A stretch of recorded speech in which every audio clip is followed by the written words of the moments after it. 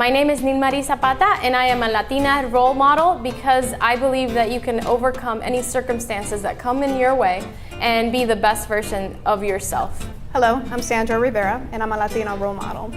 Whatever your struggles are in life, whatever you don't have or don't have access to, don't use that as an excuse for not pursuing your dreams and moving forward. Get out of your own way and get out of your comfort zone, and you will be amazed at the growth that you will experience. Are you proud to be Hispanic? Hispanics in Florida now have the first Hispanic car license plate in the United States. Be a proud Hispanic. Put the Hispanic plate on your car. I want to be a doctor. I want to be a scientist. I want to be an engineer. I want to be a police officer. I want to be a professional dancer. By getting the Hispanic plate for your car, you will support scholarships and community programs. Call now or visit HispanicAchievers.org. Hi, welcome to Latina Role Models. My name is Lisa Pino, and today we have with us Ingrid Figueroa. Hi. How are you? I'm fine, Lisa. How are you? It's great to have you here. I'm doing great as well. Thank you so much for inviting me. Oh, you're very welcome. So tell me a little bit about yourself. Well, I was born in San Juan, Puerto Rico, which is the most beautiful island in the world, I think. It is. I've been there too. You know how beautiful it is. Yes. And I grew up in Puerto Rico. I was raised in Puerto Rico by my mother, a single mom. And we have the ability to live in an island where we were able to be exposed to all our culture, all the wonderful things, and education. My mother was someone who really believed in education, and even though that she didn't have a lot of education, we were able to grow up in that environment that we needed to be educated and do well. So most of my years I spent in Puerto Rico. When I was around like 19 or 20, I had the opportunity, after I had finished my bachelor's degree in education, I had the opportunity to go and visit New York, which I lived there when I was a little baby, and then we moved to Puerto Rico. What part of New York? My mother used to live in the Bronx, but not like the Bronx like right now. You know, that has changed, the old Bronx. And so I was there, and then we moved to Puerto Rico, and I had the opportunity, someone who was an amazing role model in my life, invited me to participate and go to the school, State University of Stony Brook, because they were selecting students, Hispanic students, for a special program that was designed for a master's degree, and I always wanted to be a social worker. So she encouraged me to go and visit the university, and I did. And guess what? I went through the whole process of interviewing with the school, and I was like being ready to come the following year. So 2 or 3 days before I came, I was coming back to Puerto Rico. They called me and they said that they had accepted me into the school, and I was like, oh, I'm so excited. But guess what, Lisa? I thought it was for the following year. And the man said, no, we want you for this year. So we want you to start in September. And it was like August, and I'm like, I have never been out away from my home and my island. You didn't even have time to prepare anything. It was just all quick. It was so funny because I have the greatest mom who really an inspiration, and I called her and I was crying. I'm like, Mommy, you know, they accepted me in this school, and it's now, it's not next year. And she says, well, if you don't take this opportunity this year, you will never do it. So you need to stay. So I went through a lot of changes, obviously living in an amazing island, but then I went to the country in State University of Stony Brook. It was very isolated. It was country style, you know, not the city girl anymore. So I went through a lot of adjustments there, and people didn't understand that. Even at that time, I felt that people didn't think that Puerto Ricans had the ability to support themselves, because everyone in where I was asking me, how do you get supported? Do you get food stamps? I'm like, I don't even know what you're talking about, because I have a family who supports me financially, and I was able to do my master's degree and graduated in 1980. I shouldn't even say that, that's too far. Now you figure out my age, and that's not nice. But you know, it was an interesting time. Once I graduated, I worked in a program that was called Puerto Rican Family Institute, where people used to come from Puerto Rico, and we were the people who would let them know how to work the system, how to apply for different grants, how to apply for jobs. And I lasted there for a little bit, because after I got the greatest job in earth, after graduating from an amazing university, 6 months later they said my job was going to end. I'm like, what do you mean? So they were closing the program. And so I was able to go to a mental health agency which it was in Harlem, which it was an amazing experience. 145th and Amsterdam Avenue. I remember that those days. A big challenge. It was the first time that I started really understanding the dynamics of a mental health in person who is totally ill, and it was a great experience there. It must have been a really great experience to do that. Absolutely. How did you make it to Orlando after that? Oh my God! After I worked there for a couple of years, as a matter of fact, I was a professor in Fordham University in New York City, and then of course, instead of getting a PhD, I found my husband. And you know, we got married and we started planning a family, and we decided that New York, it was great, but you know, it was time for us to experience a different place. So we had to come and visit Florida, and we love Florida. So we all asked for transfers. My husband used to work for Pan American Airlines, who no longer exists. But it was an amazing time to move. You know, we decided that raising a family here at that time, so many years ago, it was so quiet and so tranquil. I imagine here. It was different. It was very different. It was very, very different. And so we decided to, you know, make a career move and change and come here. And now you work for? I work for the Department of Children and Family. It's called the SAM office, Substance Abuse and Mental Health Program office. I am the System of Care Coordinator, and we look at the systems and we integrate with investigators that are, you know, looking at cases with the community. We work together as a team to develop and to help the vulnerable kids that are in our community. You know, the Department of Children and Family does amazing jobs with children to protect them, and I'm part of the system, which I'm very proud of. That's great. That's great. When you were in this branch, in this job field, were there any challenges that you faced getting into it or just being in it in general? Well, you know, all the challenges that we all face, obviously being Latina, being educated, because I think the perception sometimes is that people don't think that we have education. So to prove to them that we're smart, that we have talent, that we're creative, you know, it's a challenge. But, you know, I have been very blessed. I have a group of people that I work with that are very supportive. And, you know, outside the challenges, you know, once you establish yourself and people recognize you and respect you for who you are, because of your integrity, I think that it works really well. So you know, it's been an amazing. So you've come a long way. 15 years I've been there. Almost 15 years. Almost wow. 15, yes. That's great. Yes. What are some things that you do with the department? One of the biggest things that I do, we wear many hats. I know you were talking about an event that you have going on. Yes, right? and that's the event separated from my job. Okay. I am the president of the Puerto Rican Parade in Osceola County, which is Desfile Puertorriqueño de la Florida, and it's our 5th anniversary this year. We are excited because we didn't think that we're going to make this many years, but it's an amazing event. We are very community oriented, my husband and I. We work with an amazing team, a committee that is dedicated. We're all volunteers. And we work really hard for the community because our goal is to promote our culture, for our children to understand where we come from, where we're going, who we are, why we're here. You know, we want to have a legacy. And with this committee that works so hard, let me tell you, we hardly have any time free because we're always looking at what is best for our community, and the intention is for us to promote our culture. We need to have people understand the reality of who we are. You know, some people have misconception of who we are. Yeah. So I think that it's a great event. No, planning all that, I imagine it takes we take up a all whole your year. time. We take a whole year of planning. Oh, wow. We start with a gala.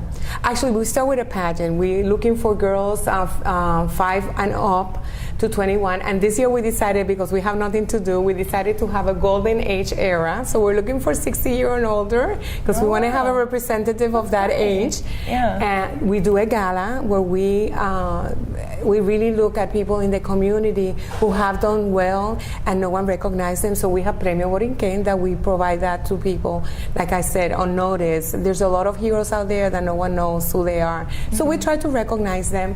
Then we have a business expo, a health fair, fair, a festival, and then on Sunday we have the huge parade that is taking over Osceola County. And talking about challenges, you have no idea what a challenge it was to establish us as an organization and to be supported by the community that is not, Hispanic. Yeah. But we're the largest population in Osceola County in terms of growth. Yeah, no, I imagine. That's great.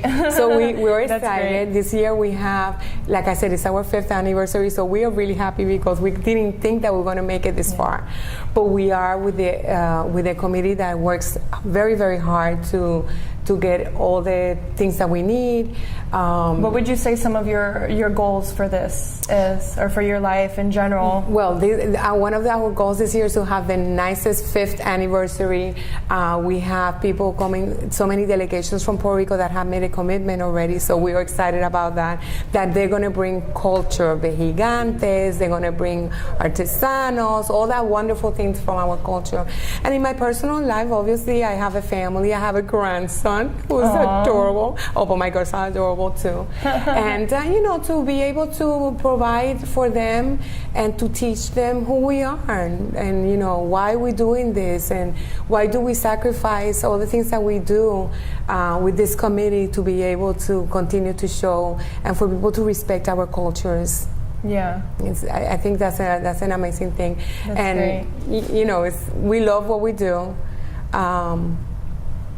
There's a lot of people that don't support us, but we have the majority of the people do support us. I think it's a great event. I think it's great how you give recognition to some people that don't have recognition and all that. What are some recommendations you have for our young Latinas with their life, with their future, what you think they should do? What are some recommendations? Well, I think that one of the things I have learned is when I've been challenged by comments that people make, not to be so reactive. You have to educate people, and you cannot educate people by yelling or screaming. So I think that you need to be able to know your facts and then defend yourself in a very professional way. I encourage all the Latina ladies to please go to school. Education is so powerful. I tell my kids every day, it doesn't matter. Everything that you can learn in life, you're going to utilize it in the future. So I encourage all the girls to please educate yourself. I don't care if it's a vocational career or anything that you can do, please educate yourself. And then the other thing that I really strongly believe is that you need to learn to vote your rights, because if you don't know who's supporting you and who's supporting your culture or your heritage, that is a problem. Yeah. So I encourage all the girls to register and vote for whoever you want to vote. It doesn't matter. Yeah. And be strong, be sure about yourself, and love yourself. Yeah, that's really important. Most people don't know who to vote for or the things that they're voting for in general. Exactly. So that's really important for them to know. So education is the key. The education is the key. I told you already. Yeah. Education's a big key. Absolutely. Yeah. Well, it was really great having you here. Thank you so much for having me. I love having you here. It was good to learn all the things you do, and those are some great recommendations for our young Latina girls that they should pay attention to every day. And Absolutely. Absolutely. Very good. If they want to join us to be volunteers, we can. You can call us at 407-201-6465. Again, if they want to call to be a volunteer, it's an amazing event, and like I said, I have the most amazing volunteers. That's great. We'll look forward to your event. Thank you. So it was great having you here. Thank you so for much. coming. Thank you. My name's Lisa Pino, and this is Latina Role Models. We'll be right back. Hi, I'm Gloria Puerta from Feed and Fortify Community Organization, today in Latino Role Model. And be yourself. Try to have your purpose in life and be a legacy of service. My name is Milagros Rivera, and I'm a founder and mentor of Daughters of the Mighty King mentoring program for young girls. I am inspired and encouraged to be here because I want to see a new generation rise up.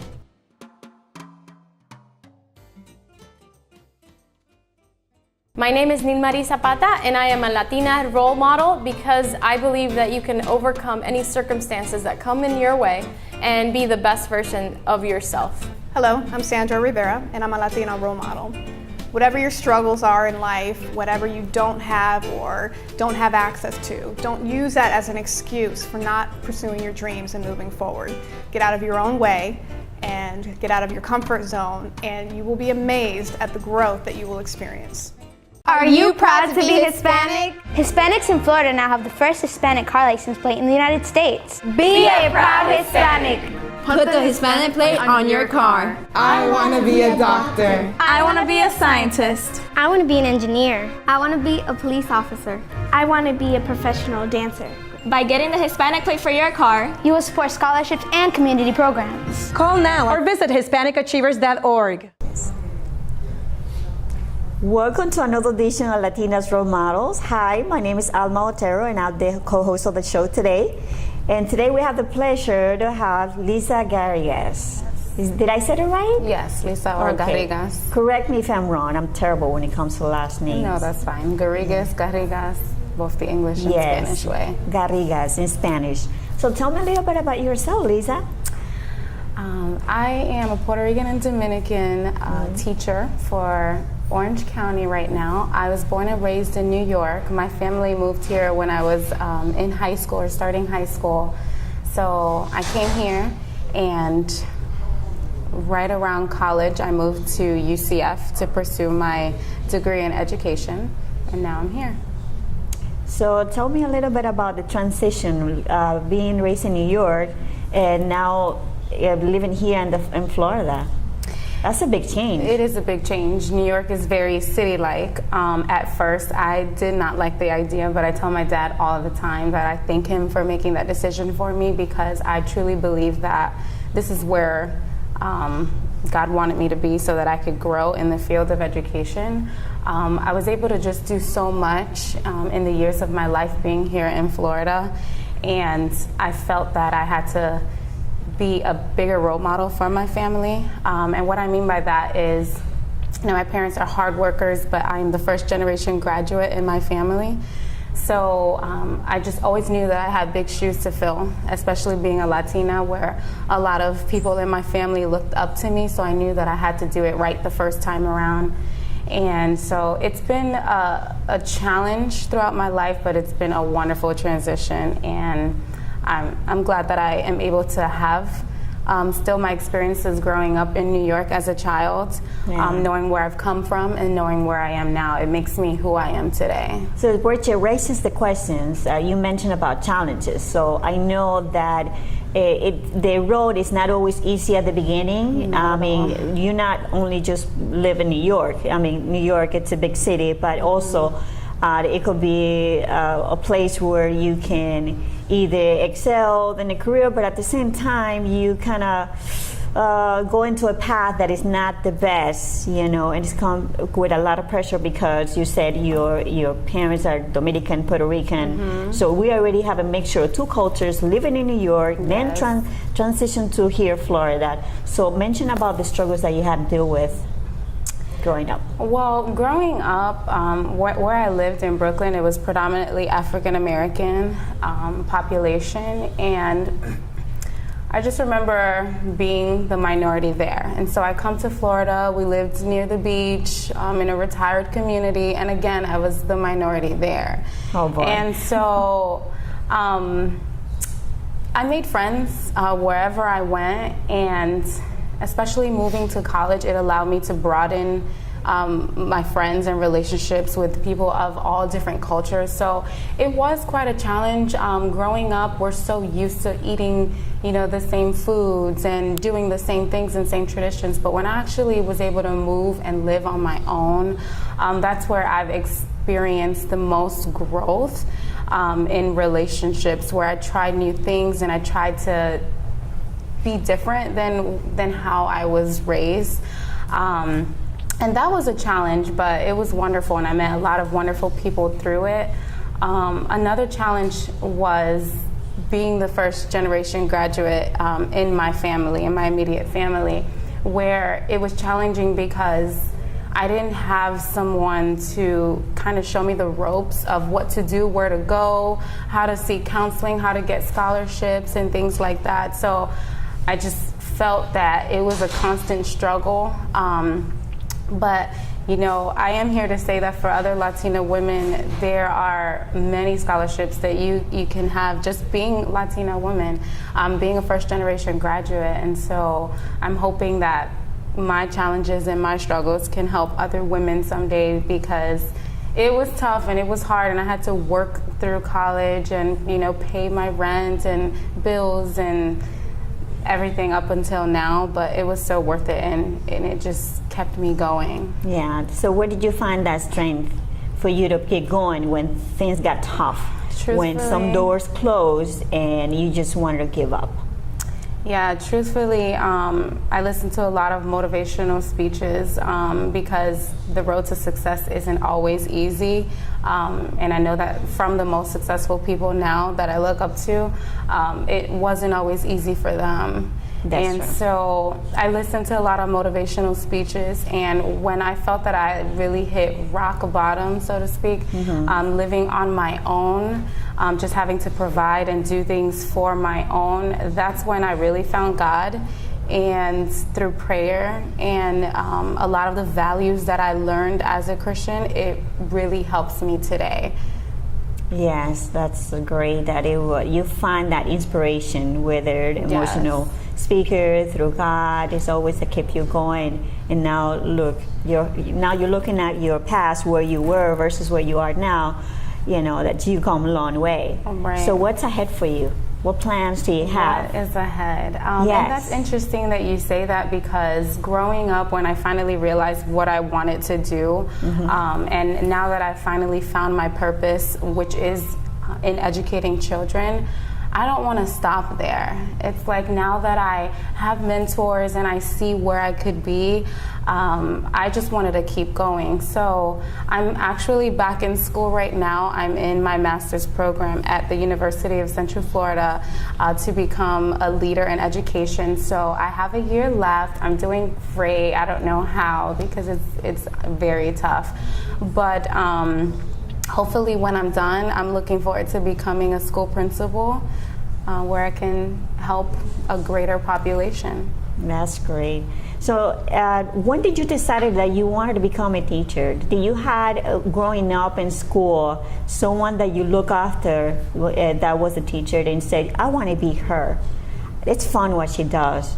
Or was it something that already in your nature that you wanted to be in that educational spot where you're making a difference in that child? Because after parents, it's not just us as parents that we have the responsibility to take care of the children, but also the teachers could be influential in a positive way. And sometimes there's all the teachers that are not giving you the incentive to keep going, quite the opposite, unfortunately. But now you becoming a leader, you becoming where you were, and now you want to continue ahead with your career and keep helping because you know you're very passionate. That's your purpose.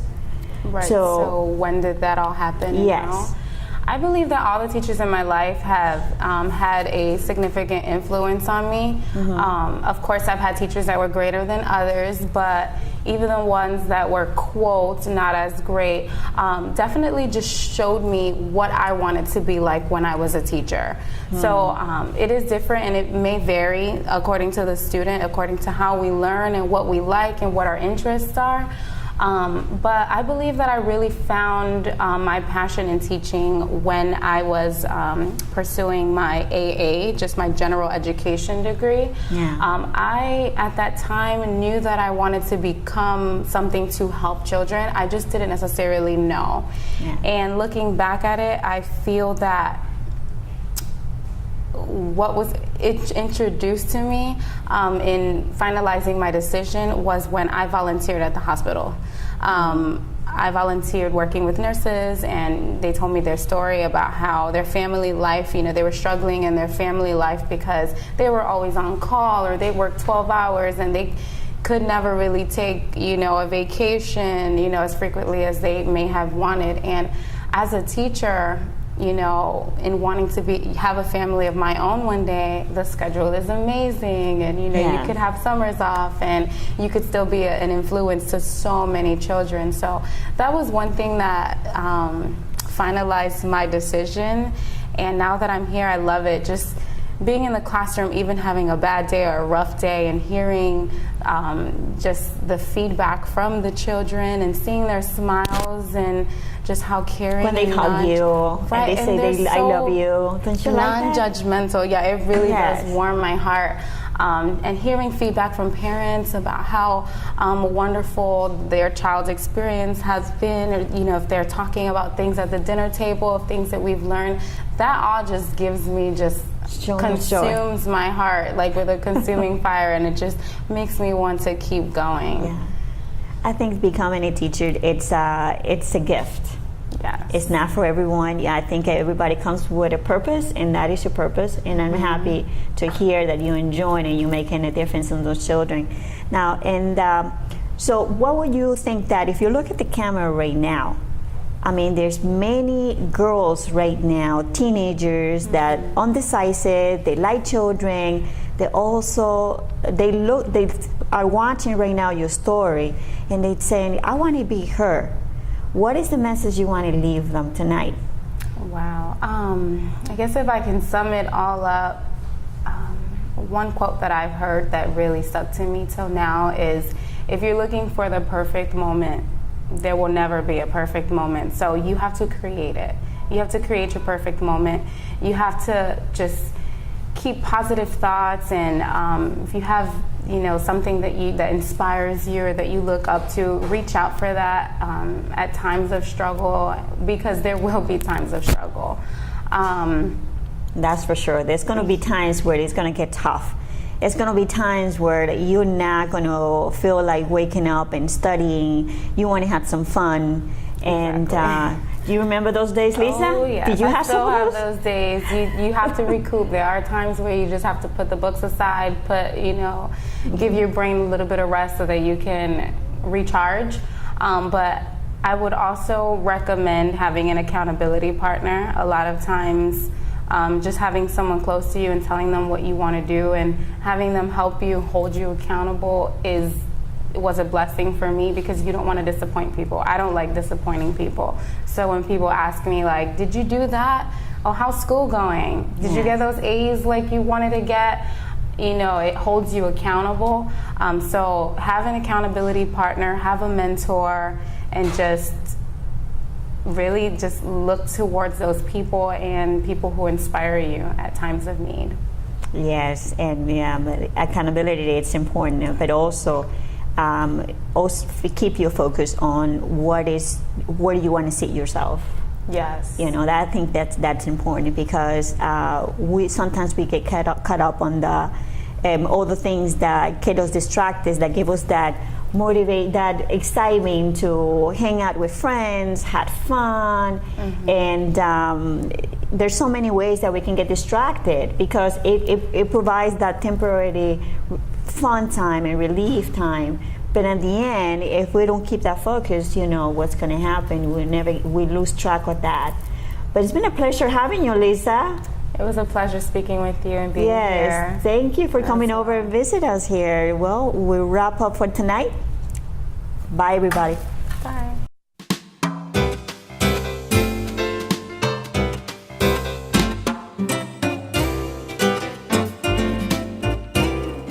My name is Nilmari Zapata, and I am a Latina role model, because I believe that you can overcome any circumstances that come in your way and be the best version of yourself. Hello, I'm Sandra Rivera, and I'm a Latina role model. Whatever your struggles are in life, whatever you don't have or don't have access to, don't use that as an excuse for not pursuing your dreams and moving forward. Get out of your own way and get out of your comfort zone, and you will be amazed at the growth that you will experience. Are you proud to be Hispanic? Hispanics in Florida now have the first Hispanic car license plate in the United States. Be a proud Hispanic. Put the Hispanic plate on your car. I want to be a doctor. I want to be a scientist. I want to be an engineer. I want to be a police officer. I want to be a professional dancer. By getting the Hispanic plate for your car, you will support scholarships and community programs. Call now or visit HispanicAchievers.org.